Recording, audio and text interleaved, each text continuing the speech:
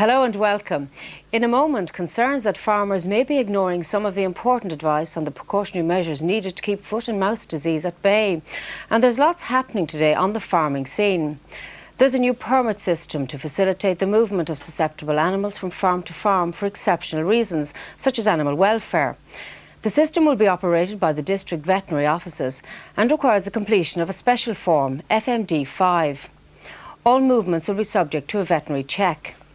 The forms are available in the DVOs and should be with local vets soon. The farmer completes Part A and contacts his vet, who completes the cert.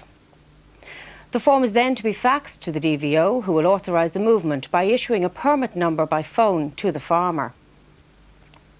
This number is entered on the FMD5 form. The DVO will also inform the Gardaí, and the permit must accompany the animals during the movement. This system is for the genuine animal welfare cases only. For example, farmers who may need to move ewes for lambing purposes and incidentally moving cows along a public road for milking for short distances, well, that doesn't require a permit.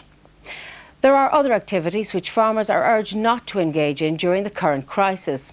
And here's a rundown of what's off limits. Do not introduce new animals into the herd. Do not move animals without a movement permit. Do not allow visitors onto the farm unless it's absolutely necessary.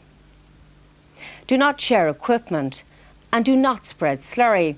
And it's to that point we're now going to turn our attention to, because there are reports of farmers around the country out spreading slurry. In our Athlone studio, Tom Murphy, Director of the Professional Contractors Association. Tom, what's the situation on the ground? Are farmers spreading slurry? Yes, there are. Across the country we have reports of farmers spreading slurry. It's got huge implications. Our members are not out spreading slurry.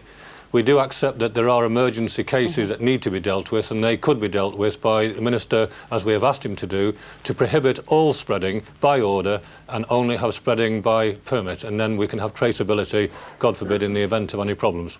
There are issues too about Northern Ireland contractors still operating in the south of Ireland. From day one we have been asking the Minister to prohibit the movement of farm machinery both north to south and south to north. We have a prohibition on second-hand machinery coming in, but amazingly we do not have any prohibition at all on working machinery that's been on farms in the north, crossing over and working in the south, and vice versa. What are the actual financial implications for your members? Because I presume they're not working. Absolutely huge. Our members are basically on total standstill. Huge implications, and if we get a breakout here, then we will have a wipeout situation for contractors unless compensation is put in place for them. And briefly, are farmers' enthusiasm, is it beginning to wane? It is quite clear, I think, that yes, complacency is setting in. We haven't had a breakout here, so we're okay. We can't take that risk. Absolutely, Tom. Thank you indeed for joining us from Athlone.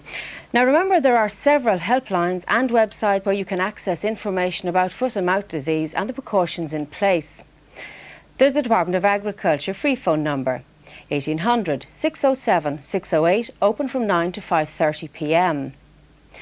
For specific products, the numbers are milk and milk products 01 607 2159, pig meat and pig meat products 01 607 2700, meat and meat products 607 2830, live animals 607 2862, and for general products ring 607 2916. The ICMSA helpline is 1800 266 267. And the IFA is urging farmers to use the local offices. There are several websites with all of the current information on the crisis and restrictions in place.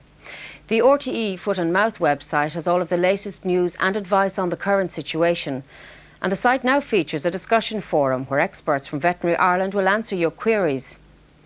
RTE's web address is www.rte.ie/news/foot and mouth. The Department of Agriculture at www.irl.gov.ie/DAF. And the UK Department of Agriculture, www.maf.gov.uk.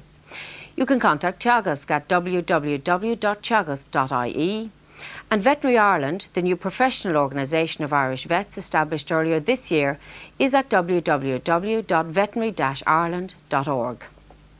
Finally, the RTE email address to which you can send your queries is footandmouth@rte.ie. From tonight, a ban on the transportation of horses comes into effect. Again, movement of horses will only be allowed under permit issued through the District Veterinary Office. And we'll have the details of how that system will operate in our broadcast tomorrow at 5 to 1. Thank you for watching and goodbye.